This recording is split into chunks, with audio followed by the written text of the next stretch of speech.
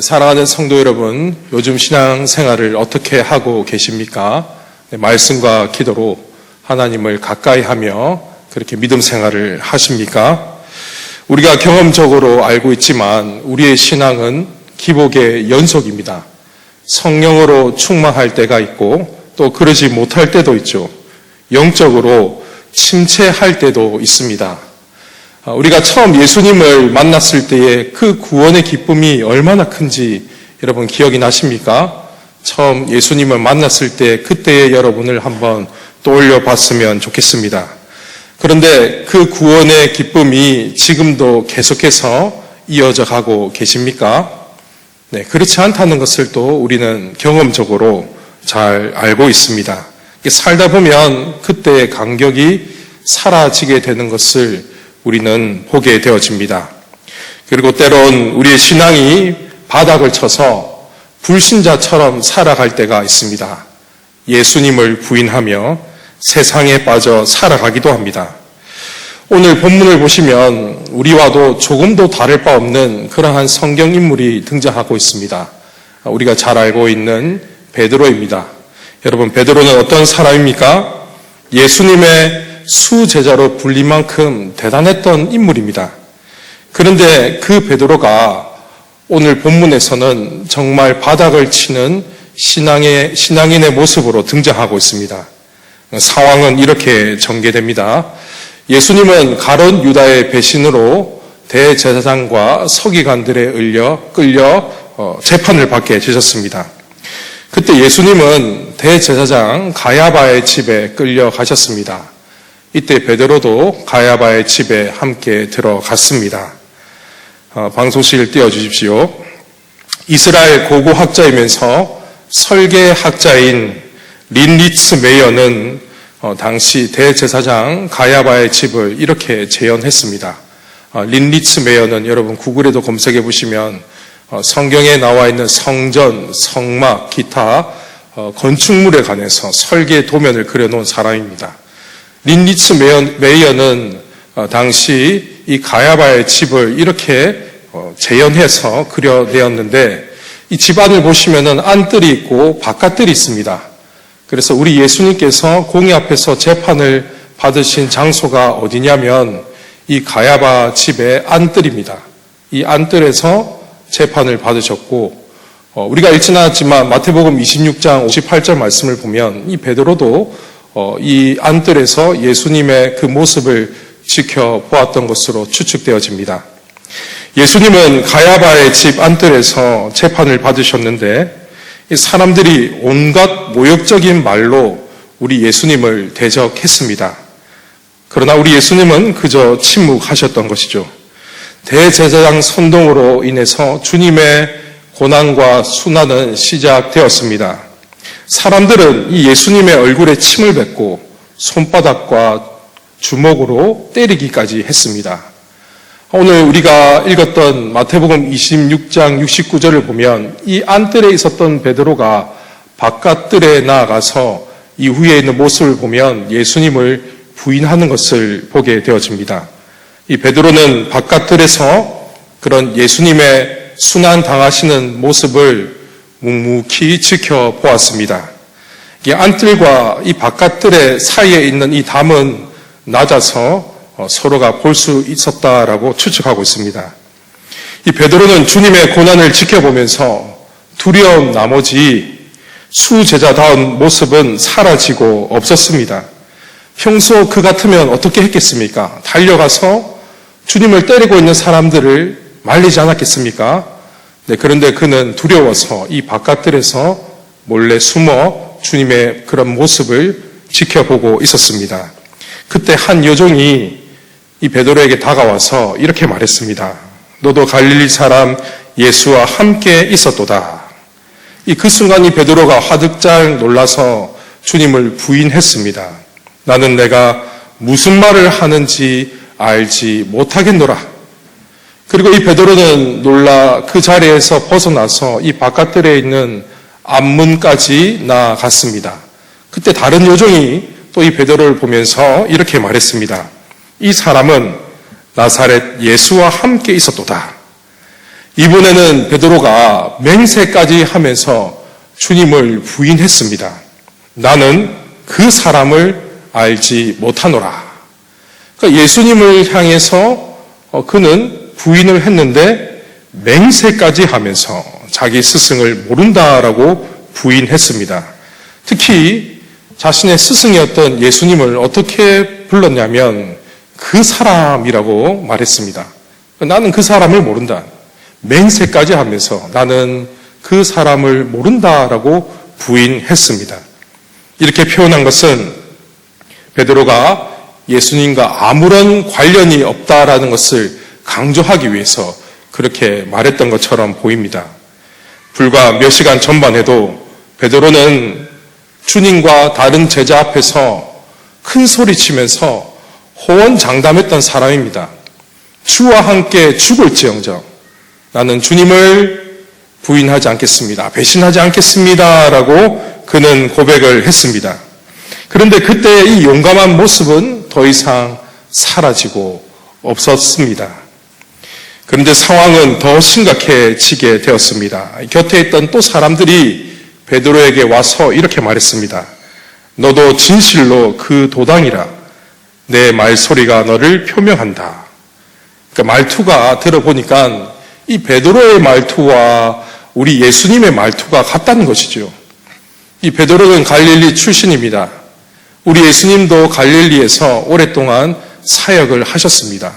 그래서 두 사람의 말투는 비슷했을 것입니다. 이때 베드로는 더 격하게 반응했습니다. 74절에 보면 그가 저주하며 맹세하여 이르되 나는 그 사람을 알지 못하노라. 여기 보시면은 그냥 맹세하고 그 사람이 아니라 앞에 저주까지 했습니다. 이 부인의 강도가 계속해서 더 높아지고 있는 것을 보게 되어지죠. 그가 저주하며 맹세하여 이르되 나는 그 사람을 모른다. 이 저주가 그러면 누구를 향한 저주인가? 우리는 정황상 예수님이 확률이 높다는 것을 보게 되어집니다. 왜냐하면 예수님을 저주하면은 사람들 앞에서 확실하게 부인을 하게 되는 것이죠. 위기를 모면할 수 있는 가장 확실한 방법이 바로 예수님을 저주하는 게 아닐까라고 추측해 봅니다. 이쯤 되면 우리는 이렇게 생각할 수가 있죠. 야, 이 베드로의 신앙이 매우 심각하다. 불과 얼마 전까지만 해도 그렇게 주님 앞에서 호언장담했던 사람이 이 위험한 순간이 찾아오게 되어지자 예수님을 부인하는 것을 보면서 야, 이 베드로 신앙이 정말 문제가 있구나. 이렇게 우리는 생각할 수가 있습니다. 한 번이 아니라 3번이나 부인했고 또 마지막에는 예수님을 저주까지 하면서 부인했던 베드로의 모습을 보게 되어집니다. 그러니까 예수님의 수제자다운 모습은 전혀 없습니다. 여러분 평소에 알던 베드로와 오늘 본문에 나와 있는 이 베드로의 모습을 보시면 이해가 되십니까? 정말 믿음이 없는 사람처럼 그렇게 보여지고 있습니다. 사랑하는 성도 여러분, 그런데 우리가 이 베드로를 이렇게 평가할, 욕할 자격이 있을까요? 저는 오늘 본문의 베드로를 계속해서 묵상하면서 과거에 제 모습이 떠올랐습니다. 주님의 부르심을 받았을 때 그때 정말 뜨거운 마음으로 주님을 위해서 살겠다라고 호언장담했던 그 모습과 교차되었습니다. 얼마 지나지 않아 넘어지고 주님의 말씀을 부인했던 제 모습이 떠올랐습니다. 여러분은 어떻습니까? 이런 베드로의 모습을 보시면서 자신의 모습이 보이지는 않으십니까? 부흥회나 집회 때 큰 은혜를 받았을 때에는 주를 위해서 살겠다라고 결단을 하지 않습니까? 그런데 시간이 지나면 어떻습니까? 무너지는 우리의 모습을 보게 되어집니다. 또 학교에서나 직장에서나 이 사람들이 우리에게 그리스도인이냐, 크리스찬이냐라고 질문했을 때 아니라고 부인한 적은 없으십니까? 이 베드로가 예수님을 3번 부인했다라고 해서 우리가 그를 너무 의리가 없고 믿음이 없는 사람이라고 몰아붙여서는 곤란합니다. 왜냐하면 보통 사람 같았으면은 한 번 부인했을 때 이 가야바의 집에서 나갔을 것입니다. 만약 제가 베드로였다면 계속해서 그 자리에 남아 있었을까 한번 상상을 해 보았습니다. 여러분이 베드로라면 예수님께서 순환당하시는 그 모습을 계속해서 지켜보고 계셨을까요? 이 베드로는 나름대로 최선을 다해서 자신의 자리를 지키지 않았을까라고 생각해 봅니다. 비록 그가 주님을 부인하긴 했지만 자기 나름대로 할 수 있는 대로 최대한 버틴 것은 아닐까라고 생각이 되어집니다. 그리고 예수님을 부인하고 자신의 모습을 보면서 얼마나 절망했을지 한번 상상해 보시기 바랍니다. 오늘 우리가 과연 이 베드로의 마음을 다 이해할 수 있을까요? 주님을 따르고 싶어도 따르지 못하는 자신의 무능력함 때문에 더더욱 괴롭고 힘들었을 것 같습니다. 특히 그를 힘들게 했던 것은 예수님과 있었던 그 아름다운 추억이 아닐까라고 생각해 봅니다. 갈릴리 바다에 빠져서 허우적될 때에 손을 뻗으셔서 잡으셨던 그때의 주님의 모습, 또 빌립보 가이사라에서 모든 사람들이 로마 황제가 주님이라고 믿고 있었던 그 도시에서 베드로는 주님께 이렇게 고백을 했습니다. 주는 그리스도시요 살아계신 하나님의 아들이십니다. 모두가 로마 황제가 신이라고 주장하며 믿고 있었던 그 도시에서 유일하게 베드로만이 예수님만이 주님이시다라고 고백을 했습니다. 그때 예수님께서 얼마나 베드로를 향해서 칭찬하셨습니까? 베드로는 그때의 주님이 칭찬하셨던 모습이 생각이 나서 더더욱 괴로웠을지도 모르겠습니다. 이렇게 극도로 괴로워하며 절망하고 있는 중에 갑자기 닭이 울기 시작했습니다. 그 순간 이 베드로의 눈은 예수님의 눈과 정확하게 마주쳤습니다. PPT 띄워주십시오. 오늘 본문에는 나와 있지는 않지만 누가복음 22장 61절을 보면 주께서 돌이켜 베드로를 보시니라고 기록이 되어 있습니다. 예수님이 베드로를 염려하셔서 보시면서 기도하신 것 같습니다. 지금 우리 예수님은 가야바의 집 안뜰에서 사람들에 의해 구타당하고 모욕을 당하고 고난을 겪고 계시는 그 상황에서 주님의 시선은 누구를 향했냐면 바로 베드로를 향하셨습니다. 자신이 고통을 당하는 그 가운데서도 베드로를 생각하시면서 베드로를 보셨다라는 것이지요. PPT 띄워주십시오. 네, 네덜란드의 유명한 화가 렘브란트는 이 베드로의 부인하는 모습을 그림으로 표현했습니다. 흰 옷 입고 있는 사람이 바로 베드로입니다. 그리고 베드로 옆에 보시면은 한 여종이 있죠. 여종이 베드로를 향해서 손을 들어서 지적하고 있는 것처럼 보여집니다. 그리고 여종 옆에 보시면은 무장을 한 두 경비원이 있습니다. 험상궂은 표정으로 베드로를 쳐다보고 있습니다. 베드로는 이때 모습을 보면 두려워서 주님을 부인하고 있는 것처럼 보여집니다. 그런데 이 그림을 보시면은 베드로 옆에 어두운 쪽에 희미하게 서 있는 한 사람이 있습니다. 여러분 보이십니까? 네, 이 그림이 농도가 짙게 돼 있어서 잘 안 보이네요. 네, 여기 보시면은 가운데 희미하게 서 있는 한 사람이 있는데 렘브란트는 의도적으로 희미하게 한 사람을 이렇게 묘사하고 표현을 했습니다. 이 사람이 여러분 누구인 것 같습니까? 렘브란트는 의도적으로 누구를 그린 것 같습니까? 바로 예수님을 그렸습니다.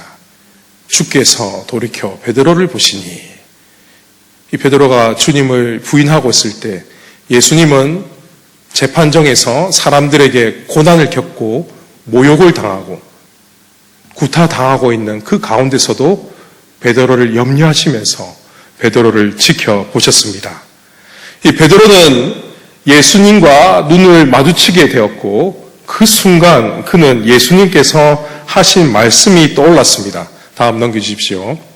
마태복음 26장 75절 말씀에 이에 베드로가 예수의 말씀에 닭 울기 전에 내가 3번 나를 부인하리라 하심이 생각나서 밖에 나가서 심히 통곡하니라.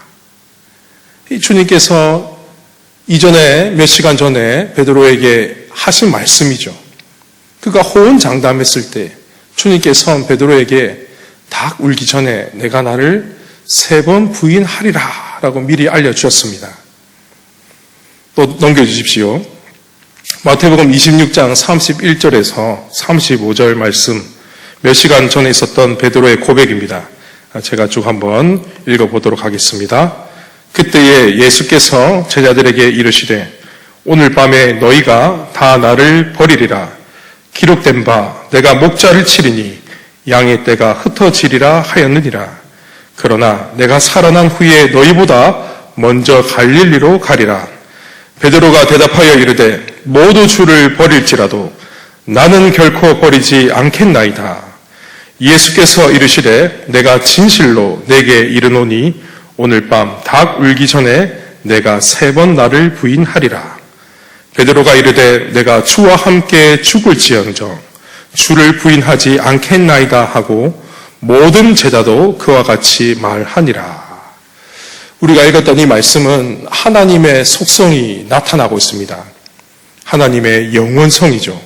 하나님께서는 시간과 공간과 물질을 창조하신 분이십니다. 그래서 하나님은 시간에 매이지 않으십니다. 공간에 매이지 않으십니다. 물질에도 매이지 않으십니다. 왜냐하면 그분께서 창조주이시기 때문입니다. 그러나 우리는 어떻습니까?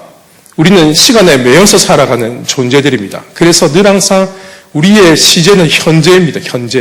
현재로 살아가고 있죠. 그래서 이 현재를 기준으로 우리에겐 과거가 있고 미래가 있습니다.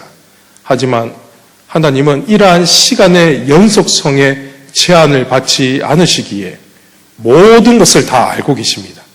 모든 미래를 알고 계시고 시간을 초월하시는 분이 바로 하나님이십니다. 이렇게 시간을 초월하시는 예수님께서 큰 소리 치던 베드로에게 앞으로 어떤 일이 일어날지 미리 알려주셨습니다. 근데 이 말씀은 그를 책망하는 말씀이 아니었습니다. 무섭게 경고하시는 말씀이 아니라는 거죠. 닭 울기 전에 네가 나를 3번 부인하리라. 이 말씀은 베드로가 예수님을 부인하고 크게 좌절하며 절규하며 괴로워했던 것을 아셨기 때문에 그가 너무나도 염려되어서 그를 사랑하셔서 이 베드로의 미래를 알려주신 것입니다. 이 베드로는 예수님과 자신의 눈이 마주치는 그 순간 이 말씀이 생각이 났던 것이지요. 닭 울기 전에 네가 나를 3번 부인하리라. 이 말씀에 담겨있는 주님의 마음을 그가 깨달았던 겁니다.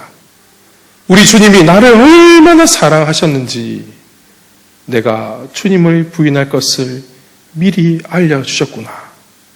모든 것을 알고 계시는 주님께서 내가 괴로워하고 좌절하고 낭망할 것을 다 알고 계시고 미리 알려주셨구나.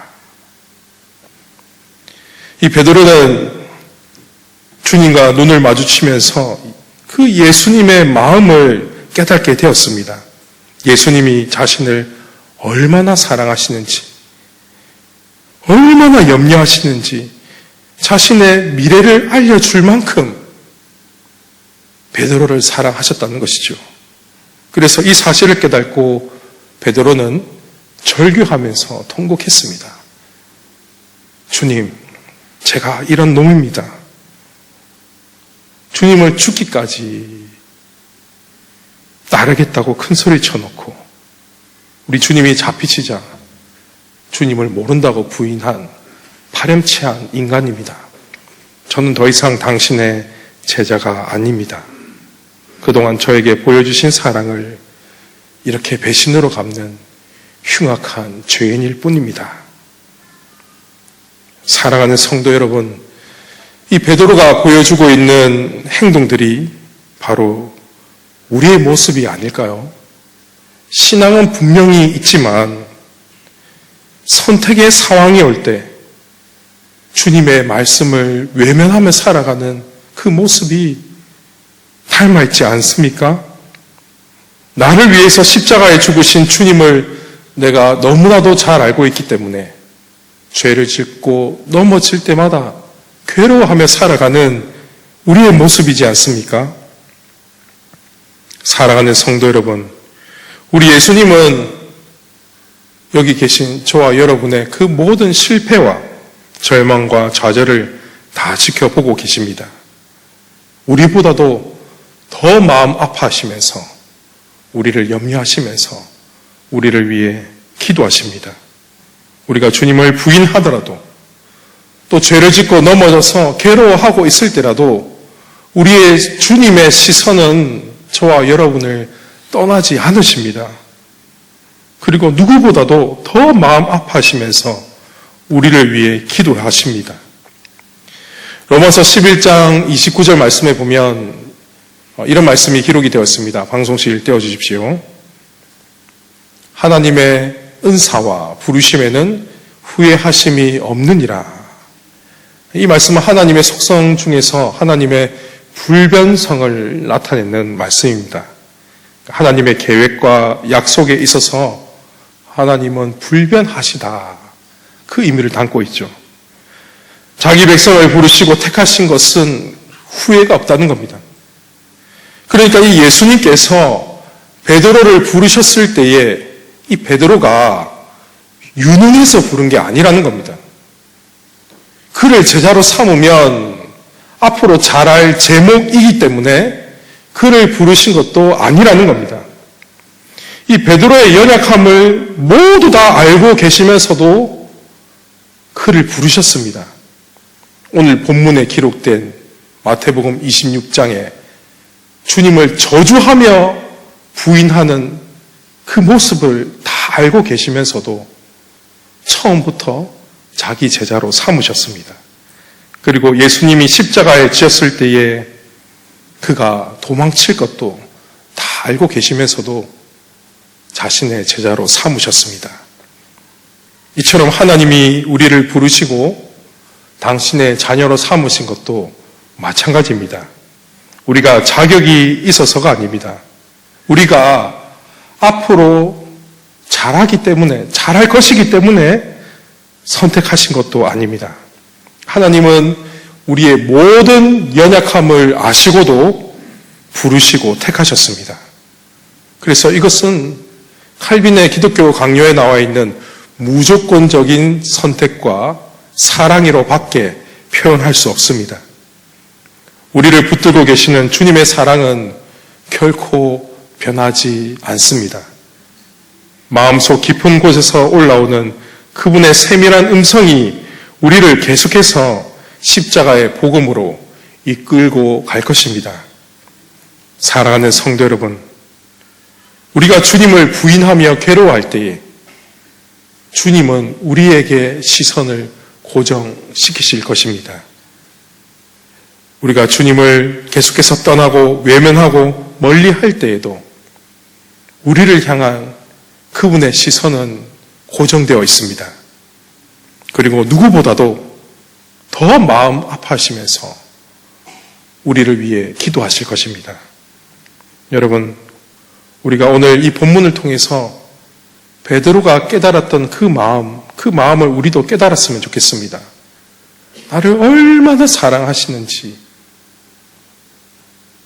나의 미래조차도 염려되어서 알려주시는 그 주님의 마음, 나를 얼마나 사랑하시는지 처음부터 내가 어떤 존재였는지를 다 아시고도 그럼에도 불구하고 당신의 자녀로 삼아주신 그 하나님의 놀라운 사랑, 그 은혜를 우리가 기억했으면 좋겠습니다. 여러분, 여기 있는 우리 모두는 주님 앞에 내세울 것도 아무것도 없습니다. 그러나 우리 주님은 우리의 모든 연약함을 아시고도 당신의 자녀로 삼으셨습니다. 장차 우리가 주님을 멀리하고 그분 앞에 죄를 짓고 넘어질지라도 그 모든 것, 그 과정도 다 아시고도 너무나도 사랑하셔서 당신의 자녀로 삼으셨습니다.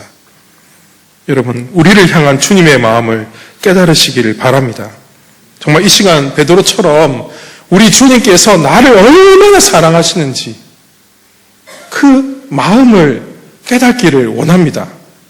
그리고 베드로처럼 좌절하고 절망하고 괴로워하는 것이 아니라 나를 사랑하시는 그 주님을 생각하며 다시 일어나 주님께로 나아가기를 원합니다. 우리를 회복시킬 주님을 바라보면서 다시 주님께로 나아가기를 간절히 소원합니다.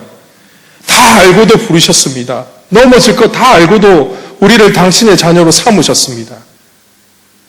여러분, 그 사랑을 잊지 말고 기억하십시오. 그래서 그분은 우리를 위해서 십자가에 피 흘려 죽기까지 자신의 몸을 바치신 사랑입니다. 그 주님의 사랑을 깊이 깨달으십시오. 그리고 그분을 바라보시면서 다시 일어나시기를 바랍니다. 신앙적인 좌절과 절망으로 내가 언제 내 신앙이 회복될 것인지 그렇게 낙망하며 좌절하며 절규하며 주저앉아 있는 것이 아니라 나를 향한 크신 주님의 사랑을 깨닫고 그 자리에서 즉시 일어나시기를 바랍니다. 우리 주님께를 향해 달려가시기를 바랍니다. 주님 품에 안기시기를 바랍니다. 넘어지고 쓰러지더라도 우리를 위해 자기 목숨까지 내어주신 우리 주님을 바라보시면서 우리 주님께로 더욱 나아가시는 우리 모든 성도님들이 되시기를 주님의 이름으로 축원합니다.